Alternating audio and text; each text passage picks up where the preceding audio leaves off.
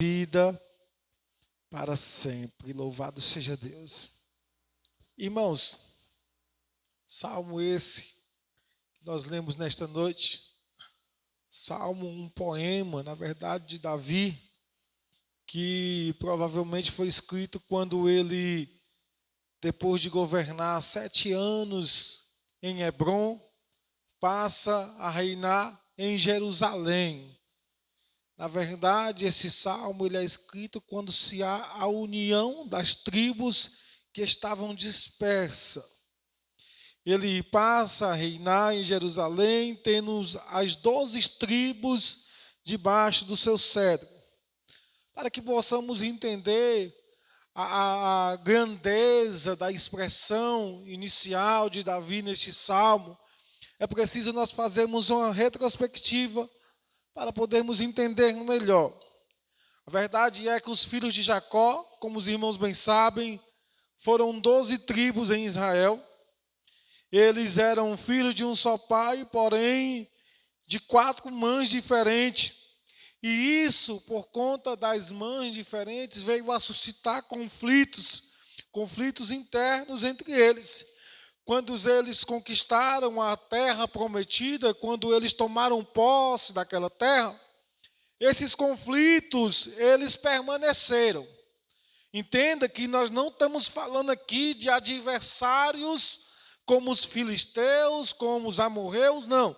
Estamos falando de irmãos, filhos do mesmo pai, que serviam ao mesmo Deus, porém que havia conflito. Depois de um período muito longo e turbulento, o período dos juízes também, a situação era ainda conflituosa. Em virtude das derrotas sofridas no período do sacerdote Eli, e mais tarde na eminência do profeta Samuel, profeta, sacerdote, juiz. Samuel ele faz a transição de um regime teocrata para o regime da monarquia. E o povo pede ainda, durante esse período de Samuel, um rei, porque eles demonstraram uma insatisfação, porque todos os reinos tinham um rei, e eles não tinham um rei físico. Eles estavam debaixo de um governo teocrata, onde Deus era o rei deles. Mas como o ser humano tem no seu coração um princípio de idolatria, eles queriam um rei para que eles pudessem admirar um rei físico. E assim se é eleito Saul. Saul é eleito o primeiro rei de Israel. Infelizmente foi um rei insensato, rebelde, e seus 40 anos de governo foram de turbulência e desavenças. Depois da morte de Saul, explode-se uma guerra civil. Davi foi ungido rei pelos homens da tribo de Judá em Hebrom, mas Abner, capitão do exército de Saul, havia constituído Ibosete como rei sobre Israel. Está lá em 2 Samuel, capítulo 2. O que provocou uma guerra constante entre a casa de Davi e a casa de Saul. Uma guerra não pequena. Por quê? Porque se houve a ideia de que Davi não poderia ser o rei, ou que eles não queriam o rei Davi. A verdade é que o governo de Deus, o governo que é estabelecido por Deus, ele não precisa da opinião do homem e não precisa da nossa sugestão. Porque Deus não escolhe conforme o homem quer. Porque Samuel queria escolher Eliabe, que era alguém que, segundo os princípios que Samuel tinha como bom, não era bom aos olhos de Deus. Nós entendemos, irmãos, que esta guerra perdurou por muito tempo. Houve guerra constante, está lá em 2 Samuel, capítulo de número 3. Com a morte de Abner, comandante de Ibosete, pelas mãos de Joabe, comandante de Davi, as tribos sob o comando de Ibosete afrouxaram. Eles ficaram um pouco com medo, um pouco receosos. E todo Israel pasmou-se. Mais tarde, Ibosete foi assassinado de uma maneira traiçoeira e covarde em seu próprio leito.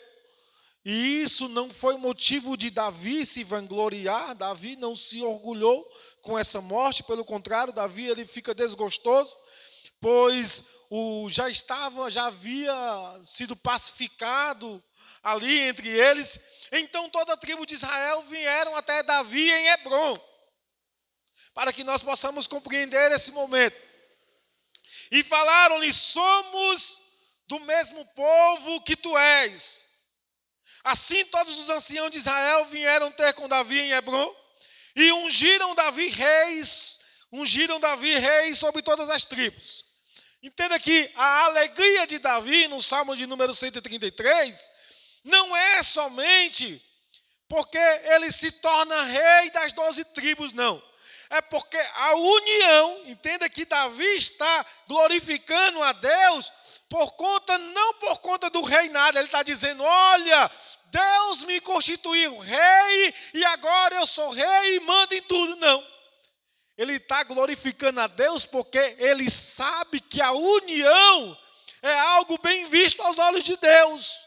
Nós vemos que nesta mesma linha de pensamento, José Alexandre, citado por Spurgeon, diz que esse salmo ele é a efusão da alegria santa motivada pela congregação de Israel como uma grande família. Essa foi a ideia de Davi. Davi olha e diz assim: a família de Deus está unida novamente.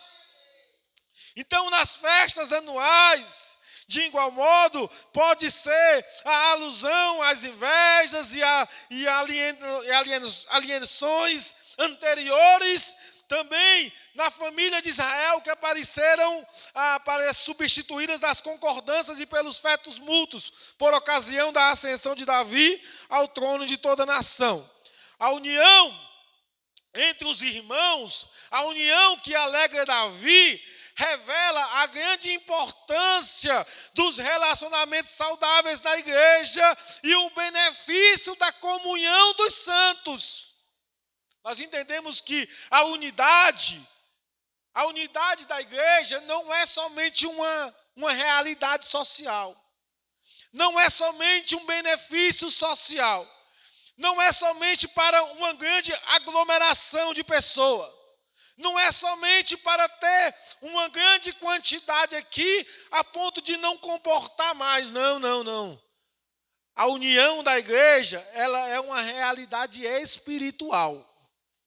Por quê? Porque hoje, irmão, nós vivemos em um tempo muito difícil, tempo de doutrinas secundárias, de disputas de egos, de aplicações de doutrinas próprias, humanas. Porém, a alegria do Senhor é a união da igreja. Deus, ele se alegra quando a igreja vive unida. E esse Salmo de número 133, revela o valor e a beleza e o resultado da unidade verdadeira.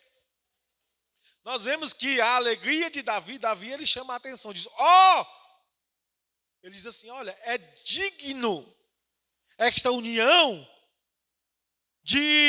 da atenção de todos. Porque, irmãos, não existe algo que chame mais a atenção do mundo, ainda hoje, do que uma igreja unida. Sabe por que a igreja perde ainda muitas pessoas no mundo? Porque o mundo hoje vê essa aplicação de doutrinas próprias como disputa territorial de igrejas. E não é disputa territorial. Nós servimos a um mesmo Deus, um mesmo Senhor, a saber, Jesus Cristo, cabeça de uma igreja que só tem um corpo e só tem uma cabeça. Existem placas para organizar, mas o Deus que nós servimos é um só, o nosso Senhor Jesus Cristo. Paulo, escrevendo aos Coríntios, capítulo de número 1, verso 10, ele diz que não haja divisões entre vós. Ou seja, uma igreja dentro de si, uma igreja reunida, mas dentro daquela igreja, daquela congregação, havia divisões. E a divisão, irmão, dentro da igreja é um convite de liberalidade para o diabo agir no meio dos irmãos. Uma igreja que há divisão dentro dela, que há competições individuais, aonde eu tenha que me alegrar com a insatisfação do meu irmão, é uma igreja que nunca prospera, porque o diabo tem legalidade dentro dela. Paulo ele está dizendo que esse crescimento, essa busca por bênção e poder, não é algo que provém de Deus, mas o que provém de Deus é a união e uma igreja que caminha junto em direção ao céu. Porque primeira coisa que Davi aponta nesse salmo, apesar de um salmo tão pequeno, de 3 versículos, esse salmo ele relata toda a satisfação de Deus na união da igreja. Amós 3:3 diz assim, andarão dois juntos se não houver concordância, se não andarem de acordo. Quando nós olhamos, irmãos, para o significado abrangente dessa palavra, dessas duas palavras, andar junto ou andarão junto, nós vemos que não trata-se somente de andar lado a lado, porque às vezes as pessoas podem andar do seu lado e não compartilhar as mesmas ideias que você. Às vezes as pessoas podem andar junto, mas não estarem unidos. Podem estar se congregando no mesmo lugar, mas insatisfeitos com algo. E a verdade é, irmãos, que nós precisamos entender que andar junto não é apenas estar do lado, mas está relacionado a nós desenvolvermos um papel de contribuir para o crescimento do reino que é um só.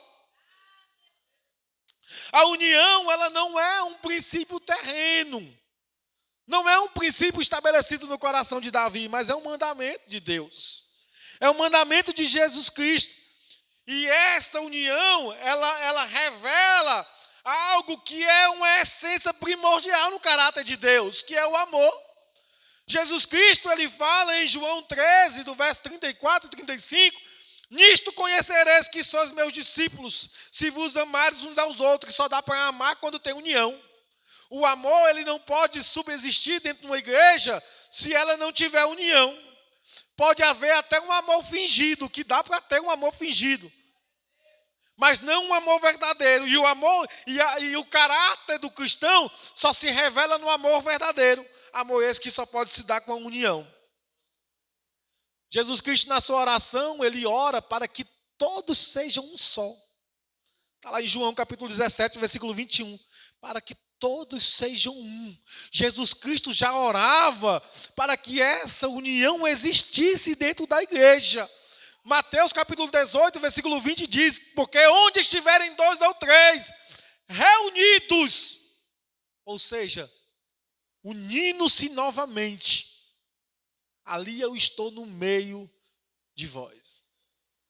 Ou não é, a palavra não é, aonde esteja pessoas lado a lado, onde esteja as pessoas próximas, não, reunidos.